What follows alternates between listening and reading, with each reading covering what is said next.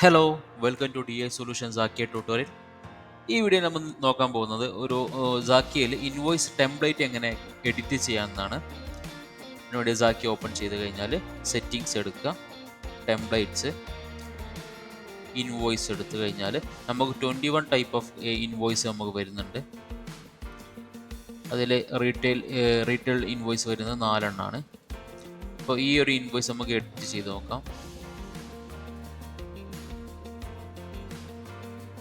First template പ്രോപ്പർട്ടീസാണ് വരുന്നത്. നമ്മൾ ഈ ടെംപ്ലേറ്റിന് നെയിം കൊടുക്കാം. അടുത്ത് അതിൻ്റെ പേപ്പർ സൈസ് സെലക്ട് ചെയ്യാം. മാർജിൻസ് ആണ്, margins left right bottom top എങ്ങനെ സെറ്റ് ചെയ്ത് കൊടുക്കുക. അടുത്ത ഫോണ്ട് ചൂസ് ചെയ്യാനാണ്. നമ്മൾ ഫോണ്ട് ചേഞ്ച് ചെയ്യണം, ഫോണ്ട് എടുക്കുക. ജസ്റ്റ് അതിൽ കളർ ചേഞ്ച് ചെയ്യണം, കളർ ചേഞ്ച് ചെയ്യുക. ഫോണ്ട് കളർ ചേഞ്ച് ചെയ്യുക, ഫോണ്ട് സൈസ് ചേഞ്ച് ചെയ്യുക. ജസ്റ്റ് പ്രിവ്യൂ കൊടുത്താൽ മതി. ഓക്കെ, പ്രിവ്യൂ വരുന്നുണ്ട്. അടുത്ത് ബാക്ക്ഗ്രൗണ്ട് കളർ സെറ്റ് ചെയ്യാനുള്ളതാണ്. നെക്സ്റ്റ് ട്രാൻസാക്ഷൻ ഡീറ്റെയിൽസ് ആണ്. Organisation details first. ലോഗോ നമുക്ക് സെറ്റ് ചെയ്യാൻ ലോഗോ സെറ്റ് ചെയ്യാം. ഇവിടെ ക്ലിക്ക് ചെയ്താൽ പ്രിവ്യൂ വരുന്നതാണ്.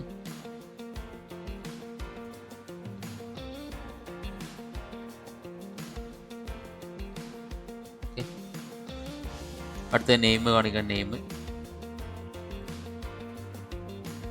Colour, size.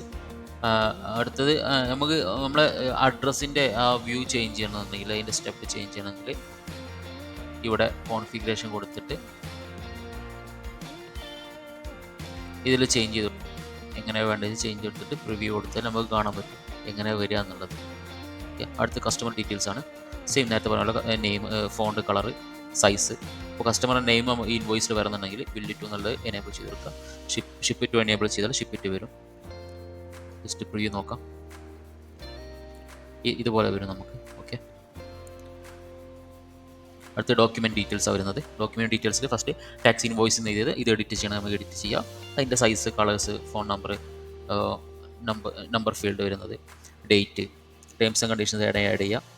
സെയിൽസ് പേഴ്സൻ്റെ പേര് വേണം, അത് ആഡ് ചെയ്യാം. സെയിൽസ് പേഴ്സൻ്റെ പേര് വന്നിട്ടുണ്ട്.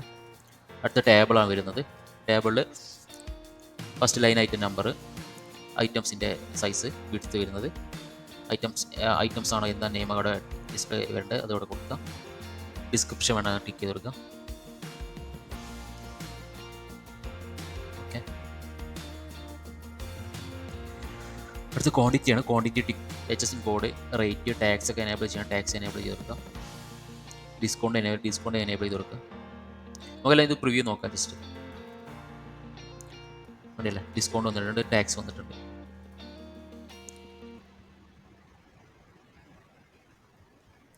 അടുത്തത് ടോട്ടലാണ്. ടോട്ടലിൽ നമുക്ക് എന്തായാലും എഡിറ്റ് ചെയ്യാൻ നോക്കാം.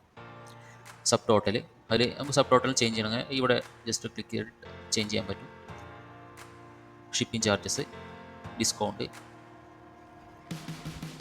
ഓക്കെ, അടുത്തത് പേയ്മെൻറ്റ് മോഡ് ഷോ ചെയ്യണമെങ്കിൽ ഇവിടെ എനേബിൾ ചെയ്ത് കൊടുക്കുക. ക്വാണ്ടിറ്റി ഷോ ചെയ്യണമെങ്കിൽ എനേബിൾ ചെയ്ത് കൊടുക്കുക. എമൗണ്ട് ഇൻ വേർഡ്സ്, ക്വാണ്ടിറ്റി വന്നിട്ടുണ്ട്. ഐറ്റംസ് ഇൻ ടോട്ടൽ വന്നിട്ടുണ്ട്. വേർഡ്സിൽ വന്നിട്ടുണ്ട്, ടോട്ടൽ എമൗണ്ട് വേർഡ്സിൽ വന്നിട്ടുണ്ട്. അടുത്ത അതർ ഡീറ്റെയിൽസ് വരുന്നത്. അതർ ഡീറ്റെയിൽസിൽ നമുക്ക് നമ്മുടെ ബാങ്ക് ആഡ് ചെയ്തിട്ട് അതിൻ്റെ QR കോഡ് ഉണ്ടെങ്കിൽ QR കോഡൊക്കെ സെറ്റ് ചെയ്യാൻ പറ്റും. ഓക്കെ, ജസ്റ്റ് ഇവിടെ കാണാൻ നമുക്ക് ഈ ഒരു QR കോഡ് വെച്ചാൽ കസ്റ്റമർക്ക് ഈ QR കോഡ് സ്കാൻ ചെയ്തിട്ട് പേയ്മെൻറ്റ് നടത്താൻ പറ്റും. അടുത്ത ടേംസ് ആൻഡ് കണ്ടീഷൻസ് ആഡ് ചെയ്ത് കൊടുക്കുക. പ്രിവ്യൂ കൊടുക്കുന്നുണ്ട്. ഓക്കെ, ഇതിപ്പോൾ നമ്മൾ എഡിറ്റ് ചെയ്തൊരു ഇൻവോയ്സ് ആണ്. ഓക്കെ, ജസ്റ്റ് സേവ് ചെയ്യാം.